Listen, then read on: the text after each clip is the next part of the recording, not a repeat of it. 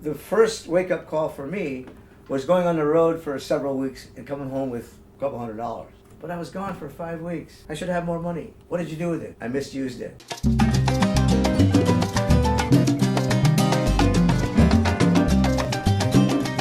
Hey Common Sensester, if you're looking for acting tips, showbiz insight, industry interviews, or just life lessons, you've come to the right place. Sitting next to me is a man who I like to call the comedy godfather of the Latino community. He is an actor, a writer, director, comedian, and producer.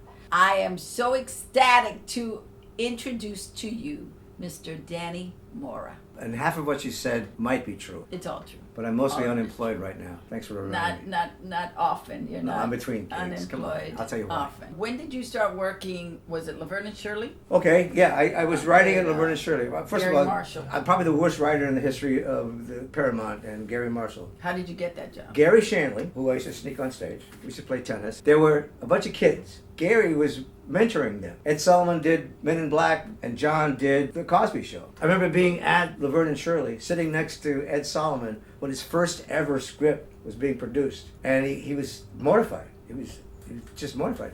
And he grabbed my leg. I think I still have scars. I go, what's wrong, Ed? He goes, nothing's left of my script. That's not what... I go, dude, you got the byline. That's going to be there for the rest of your life. And the byline is written by Ed Sullivan. That script, Lifetime, is worth hundreds of thousands. I mean, a lot of money because you get residuals and royalties and stuff. Blah, blah, blah, blah. Not royalties. That's a different thing. So Gary, we went through everything. Minority opportunities programs. We went through this and that. When I was on the air in radio, there was an African-American announcer at a brand new station called KISS. So there was, quote, a black man here and a brown man here. Caused nothing but trouble. They were introducing women, gay people, Native Americans, Asians, Latinos. And so when all this political turmoil came up, Gary says, I know a guy I work with at the Comedy Store. You know, he happens to be Latino, but he's a funny guy and stuff.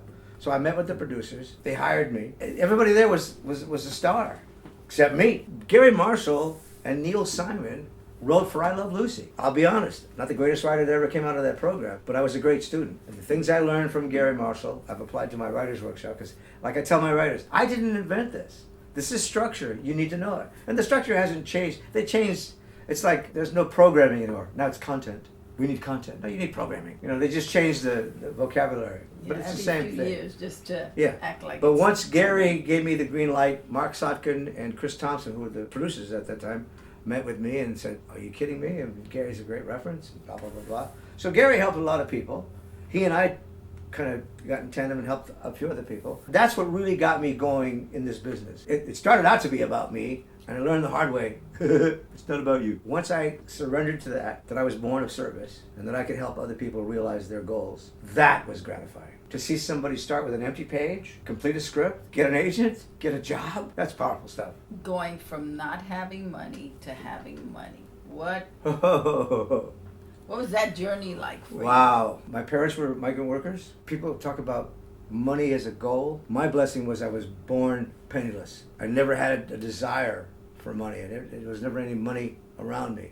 And my mother managed to feed me, clothe me, teach me without any money. I was born poor. Over the years, some of the people I've worked with have had incredible success. I don't take credit for any success that a client or a student has. You could next week put your little shingle out on Sunset Boulevard, philosopher, dancer, whatever your choice is. You have no control of who's going to walk in that room. That's pretty much God's will, not mine. So you deal with the cards you're dealt. I've been blessed to have some incredibly talented people, hardworking people, passionate people who really want that success that they earn. Some of them remember they got some help along the way, some don't. The one common denominator is that money thing. One time I was coaching at Living Single. A comic asked me questions about, did money change this person? Did money change that person? And we went down a list and we got to somebody we know and loved and mentioned the name, and I stopped and I go, jury's still out. Because when you go from nothing to making $35,000, $45,000 a week, and you live a lifestyle for 5 years at that level, you begin to think you're worth it. You begin to think they owe you. All kinds of things can happen. If you're not grounded, if you put money before everything, you could achieve that. I got a lot of friends of mine who be rich and famous.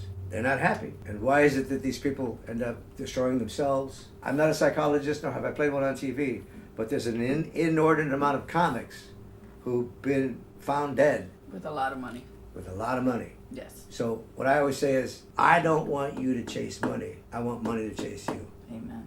How did you budget your money when you were starting out, and how do you budget it now? I wasn't very good at budgeting in the beginning. To be honest, there was a lot of partying because, I mean, when you're hanging out with guys like Sam Kinison, I mean, there was a time when drugs were part of the everyday experience in Hollywood. It's changed a little bit. I grew older and out of, but people are coming into The life. Yeah, you know, now people pop pills and there's designer drugs. I know I was never, I'm really old school. Marijuana, cocaine, things like that. And it was prevalent. So the first wake-up call for me was going on the road for several weeks and coming home with a couple $100. But I was gone for 5 weeks. I should have more money. What did you do with it? I misused it. You start realizing this work is like seasonal work. I grew up in fields. You went from crop to crop to crop to crop. It was a bad weather. It's a bad harvest, it's bad money. So you learn to put things away. Our business used to be really seasonal. When there was only 3 networks, there was a pilot season, there was summer reruns, the fall season. So there were, you know, Ebbs and flows. Mm-hmm. So you learn when you're on the good foot to take all that money they overpaid you to begin with and then put it away for those times you weren't working. And then there was something called unemployment insurance. The closest thing to supporting the arts we ever had in this country. And if you knew how to work the numbers right, and it's not charity. They Right, take money out of your check. right. It's like disability. It's not charity. It's not being on the dole. You just can't walk in and give you have to earn that. But because it's a seasonal thing, you could survive with a little help from EDD. But you really have to learn the hard way. You know, you got to get evicted a few times. And in LA, it's about the car. You got to be stuck on the 101 at 3 a.m. with a broken down machine going, there's got to be something better than this. But before that, internet thing happened. Before the cable thing happened, it was just CBS, ABC, NBC. That was it. So we were pretty limited in scope. But watching my peers go through a lot of money and a lot of unhappiness, I learned through experience. And don't get me wrong, when I say money's not the answer. You know, you're worth whatever anybody wants to pay you. If somebody wants to pay you $5 million for a movie, no boo-hoo-hoo. I mean, I'm not saying that's a bad thing. All I'm saying is, if you develop enough skills and you work hard enough to make your presence in the marketplace known, that money will find you. And there's nobody in Hollywood I know of working now that don't get paid unless it's new media, internet, Google, Amazon. Honor the union at some point because they establish minimums. You're never going to get paid less than this.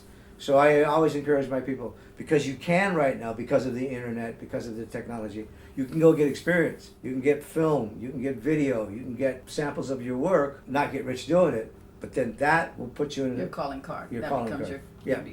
that becomes It's a your union calling time. card. Having worked with you, writing the one person show that you told me all the time is we got to kill this baby. And I remember that process being so painful. Like, but I love this scene. Yeah, we're killing babies today. It's really simple. It's really simple. Okay, I didn't invent this. I mean, I'll take credit for never let the truth be an anchor, let it be a springboard. I mean, that came out of my experience. But the other thing I noticed, being at the Comedy Store with the greats of all time, I mean the greats. I saw the Rodney Dangerfields, the David Brenners. I saw Jackie Mason. I mean, I saw plethora of old school, current, new school. I mean, I wealth of comedians. I had a front row seat. And what I used to recognize in them, they all had patterns and rhythms that were unique to themselves. And I kept thinking, is that something you learn? Because if you don't know what a callback is, you will. If you don't know what a running gag is, you will. If you don't know what a pun is, what a word joke is, you know, how to do a callback from your first opening bit to your closing bit, how to get all those story points and put them in the last 8 minutes and watch them jump up and down because they're familiar with your material. That structure. I'm watching these people and I'm watching how Richard comes up with these things. I'm thinking, I just guessed that your brain does not think in incomplete thoughts. It doesn't go, Mary had a little lamb, little lamb, little lamb, and stop.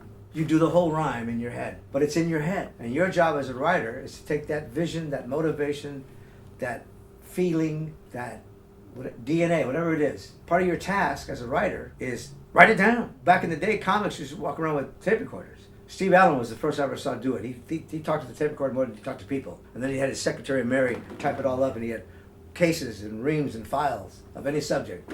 octopus, porpoise, shoes. I mean, you just go to his shelf because he would document all these ideas. Most comics are lazy. They think of something in a car with another comic, it's brilliant. They don't know what, an hour later, they don't know, what did I say? I just intuitively decided that you don't think in incomplete thoughts. Your job is to mind those thoughts. So what I learned at the Writers Guild was what they call the vomit draft. Get it out.